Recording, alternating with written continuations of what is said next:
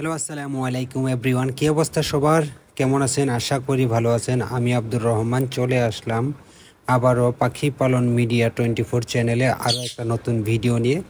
তো আজকের ভিডিওতে কিন্তু আমি আপনাদেরকে দেখাতে চলেছি আপনার পাখিটাকে এই গরমে, তীব্র গরমে কীভাবে যত্ন নেবেন, সেটাই কিন্তু আজকের এই ভিডিওতে আলোচনা করব। তো আলোচনা করার আগে বলে নিই, যারা কিনা আমার এই ফেসবুক পেজ থেকে দেখতেছেন অবশ্যই ফেসবুক পেজটা ফলো দিয়ে পাশে থাকবেন, আর যারা কিনা ইউটিউব চ্যানেল থেকে দেখতেছেন ইউটিউব চ্যানেলটা সাবস্ক্রাইব করে দিয়ে সাথে থাকবেন। এতে করে কিন্তু পাখি লালন পালন করার জন্য আরও সকল প্রকার ভিডিও আপনি সবার আগে পেয়ে যাবেন। চলুন শুরু করা যাক আজকের যে ভিডিওর যে টপিক, সেই বিষয়ে আলোচনা করি। তো আপনারা কিন্তু জানেন বর্তমান সময়ে কিন্তু 40, 41, 42 ডিগ্রি কিন্তু মোটামুটি সব এলাকায় চলতেছে। তো আমার এখানে কিন্তু 40 ডিগ্রি চলতেছে। তো আমি কিন্তু আমার পাখিটাকে প্রতিদিন আমি দুপুরে এই টাইমে আমি গোসল করাই থাকি। তো এখন কিন্তু 2টা বাজে, এই সময় আমি গোসল করাই। তো গোসল করানোর পরে কিন্তু আমি আমার পাখিকে ঠান্ডা জাতীয় খাবার দিব। আর দেখুন আমি কিভাবে গোসল করাইতেছি। তো আমি কিন্তু নিচে একটা বাটিতে পানি দিয়ে রাখছি। আর যদি আপনাদের বেশি বেশি জায়গা থাকে তাহলে অবশ্যই পাখিটাকে ছাইরা রাখার ট্রাই করবেন, কারণ জানেনই তো এখন অনেক গরম পড়ছে। যদি আপনার পাখিটাকে ছাইরা রাখেন তাহলে আপনার পাখি যেদিকে খুশি এদিকে একটু আড়াআড়ি করবো, উড়াউড়ি করবো, তার ফলে কিন্তু আরও বেশি ভালো হয়। আর আমার যেহেতু জায়গা নাই তার জন্য কিন্তু আমি ওরকমভাবে ছাইরা দিতে পারি না, তারপরে যতটুকু চেষ্টা করি মানে ছাইরা রাখার। আমি যতক্ষণ বাসায় থাকি আমি কিন্তু বারান্দায় ছাইরাই রাখি। আর এছাড়াও কিন্তু আপনারা যখন আপনার পাখিটাকে গোসল করাইবেন তখন চেষ্টা করবেন যাতে একটা বাড়িতে পানি দেন, আর ওই বাড়ির পানি দিয়ে যেন আপনার পাখিটা একা একাই গোসল করতে পারে, মানে এরকম সিস্টেমটা ট্রাই করবেন, বা পাখিকে গোসল করানোর ব্যবস্থা করে দিবেন।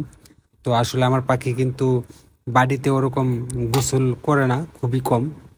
কেননা আমার কিন্তু ওরকম জায়গার প্লেস নাই, যার জন্য আমি বাড়িতে পানি দিতে পারি না।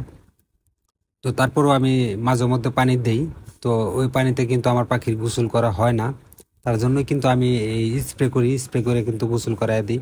তো আপনারা চাইলে কিন্তু আপনার পাখিটাকে স্প্রে করেও কিন্তু সারাটা শরীর সুন্দরভাবে ভিজিয়ে দিতে পারেন। হ্যাঁ, তো দেখুন আমি কিন্তু ইতিমধ্যে কিন্তু আমার পাখির সারাটা শরীরে আমি ভিজিয়ে দিছি। তো ভিজানোর পরে কিন্তু আমার পাখিটাকে এখন ছাইরা দিব। আমি যতক্ষণ বাসায় আছি 4টা পর্যন্ত অবশ্যই বাসায় আছি আমি। তো 4টা পর্যন্ত কিন্তু আমার পাখি এভাবে ছাড়াই থাকবে।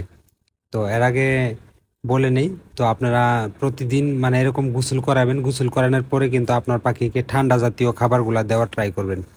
তো দেখুন আমি আমার পাখিটাকে এখন যেভাবে খাবারগুলা দিব, তো আমি আপনাদেরকে বলে দেই কি ধরনের খাবারগুলা দেওয়া উচিত এই গরমে। তো আপনারা যথেষ্ট পরিমাণে চেষ্টা করবেন ঠান্ডা জাতীয় খাবার দেওয়ারগুলা।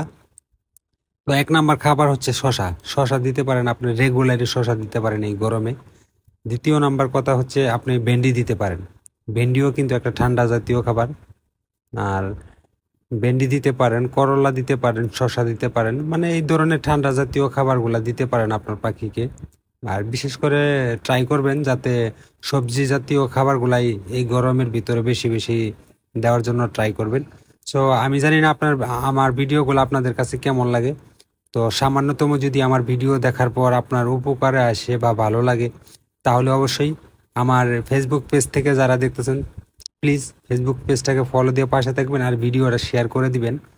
আর যারা কিনা ইউটিউব চ্যানেল থেকে দেখতেছেন প্লিজ ইউটিউব চ্যানেলটাকে সাবস্ক্রাইব করে দিয়ে পাশে থাকবেন। আর ইতিমধ্যে আপনারা জানেন আমার ইউটিউব চ্যানেলে কিন্তু মোটামুটি 1300 সাবস্ক্রাইবের মতো হয়ে গেছে। তো আপনাদের দোয়া এবং ভালোবাসায়, তো আপনারা ভালোবাসার দিকেই আমার ভিডিওগুলো দেখেন বা চ্যানেলটা সাবস্ক্রাইব করছেন। তো আমি চাই আপনারা আমার ভিডিওটা শেয়ার করে দিবেন। একটা শেয়ারে হয়তো দেখা গেছে আপনার যদি কোনো ভাই বা কোনো বন্ধু বা যে কেউ একটা পাখি যদি লালন পালন করে তাহলে অবশ্যই আমার ভিডিওগুলো দেখে ওনার পাখিটাকেও লালন পালন করতে পারবে। তো তার জন্য আপনাদের কাছে একটা রিকোয়েস্ট থাকবে, তো আপনারা আমার ভিডিওটা অবশ্যই শেয়ার করে দিবেন। সো আজকের মতো বাই বাই, টাটা। যদি আল্লাহ বাঁচায় রাখে তাহলে দেখা হবে অন্য কোনো ভিডিওতে। সকলেই ভালো থাকবেন। আল্লাহ হাফেজ।